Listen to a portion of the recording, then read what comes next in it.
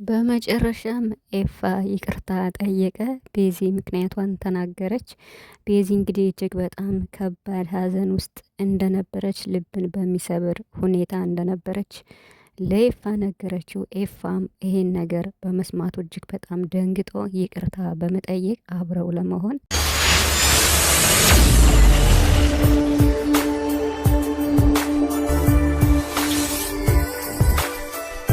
ዛሬ እንግዲህ በሁለት ርዕሰ ጉዳይ ነው የመጣሁት ማለት ነው። በአንደኛው በኤፋና በቤዚ ሲቀጥል ደግሞ በአላዛርና በትንሱ ማለት ነው። እንግዲህ ኤፋና ቤዚ ያሉበትን ሁኔታ ሁላችሁም ታውቃላችሁና ቤዚ እንግዲህ ከጠፋች 6 ወር በላይ ሆኗት ነበር። ከጠፋችበት በድንገት ስትመጣ ደግሞ በሚያስደነግጥ ሁኔታ ነበር የመጣችው። እንግዲህ የጠፋችበትን ምክንያት ባለመናገሯ ከኤፋ ጋር ራሱ አለመግባባት ተፈጥሮ ነበርና ነገር ግን እንግዲህ ትናንትና በመናገሯ እንግዲህ ኤፋም ሊረዳት ችሏል። በመጀመሪያ ቤዚ ማለት ነው ፈጣሪ ያጽናሽ፣ ጽናቱን ይስጥሽ።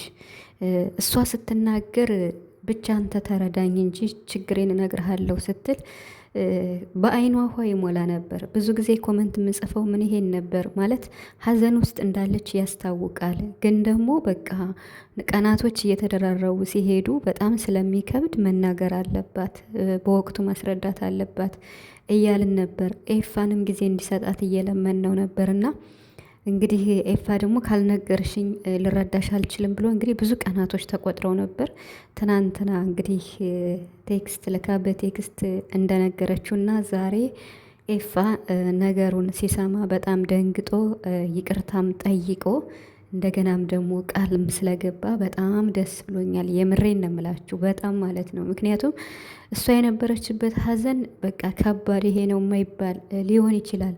ሲጀመር ጸጉሯን ተቆርጣ ስትመጣ እኔ በጣም ነው የፈራሁት። ማለት የሰው ህይወት ጠፍቶ ነው በቃ የሆነ ዘመድ አታ ነው እንጂ መቼም የሰው ልጅ በባህላችን ታውቃላችሁ ያለ አንድ ነገር ጸጉራችሁን እንደዚህ አታደርጉም። እና ስታወራ ደግሞ በቃ ውስጧ እንደተጎዳና በአይኗ ውሃ ነበር የሚሞለው እና ያው ደግሞ የጠፋችበትን ምክንያት ካልተናገርሽ ብሎ እንግዲህ በጣም እንትን ብሎ ነበር ኤፋ።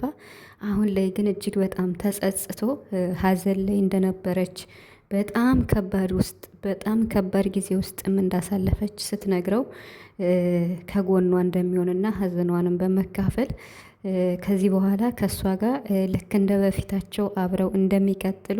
ቤዛን እኮ በነገራችን ላይ ኤፋ ቤዛን ነው የሚያፈቅራት። የምሬን ነው የምላችሁ። እና ለምን መጀመሪያም ያገናኘው አብርሽ ነው ታውቃላችሁ፣ የመጀመሪያ ጊዜ ማለት ነው። እና ያው ተዋውቀዋል። በድንገት ነው የተዋወቁት አዲስ አበባ።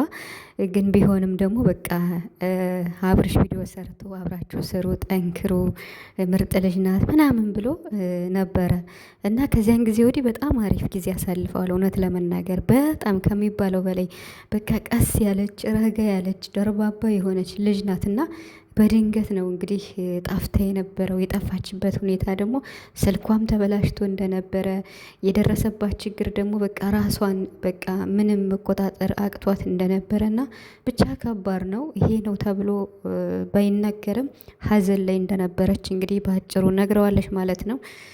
ይሄ የፈጣሪ ስራ ስለሆነ በፈጣሪ ስራ ስለማንገባ ፈጣሪ ጽናቱን ይስጥሽ። እንግዲህ ኤፋም ስለተረዳ ደስ ብሎናል።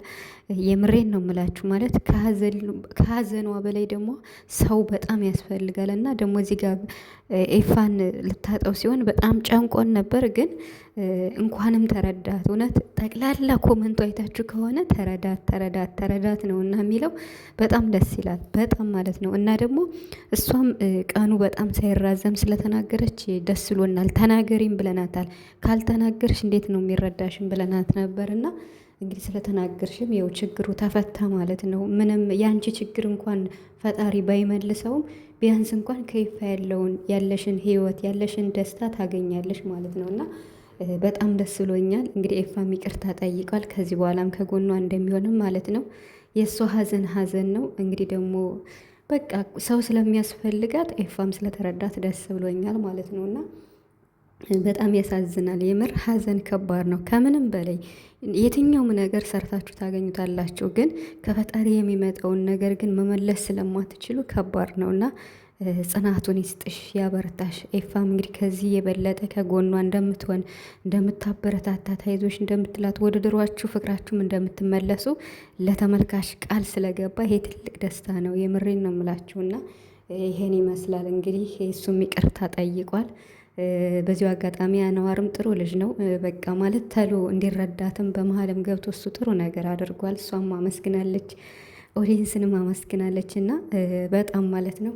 ሲቀጥል ደቂቃውን ሳልጨርስ ወደ አላዛር ነው እንግዲህ መመለሰው ማለት ነው። እንግዲህ አላዛር መከተው ማለት ነው እና ከትንሱ ጋር እንግዲህ ሀዋሳ ላይ እንዴት ነው አሪፍ ጊዜ እያሳለፉ ይገኛሉ፣ እየተግባቡ ይገኛሉ። አላዛር አሁን በቃ ማለት እንዴት ነው ከነበረበት ሙድ ወጥቶ አሁን አሪፍ ጊዜ እያሳለፉ ይገኛሉ። እሱም በራሱ እንግዲህ ሄሉዬም በራሷም እየሰራች ትገኛለች። ብቻ እንግዲህ ፈጣሪ ለሁላቸውም መልካሙን ነገር እመኛለሁ። እንግዲህ አላዛር ከትንሱ ጋር ነው ያው ትንሱም እንግዲህ ሀዋሳ ናት፣ ወንድሟ እዛ ስላለ ያው አብራ ከሱ ጋር ዘና እያለች ደስተኛ እንደሆነች በጣም ደስተኛ እንደሆነችም እየተናገረች እንግዲህ በመኪና እያንሸራሸራት ሀዋሳን በሙሉ እያስጎበኛት አይታቸዋል። ቪዲዮ ተለቋል እና በጣም ደስ ይላል።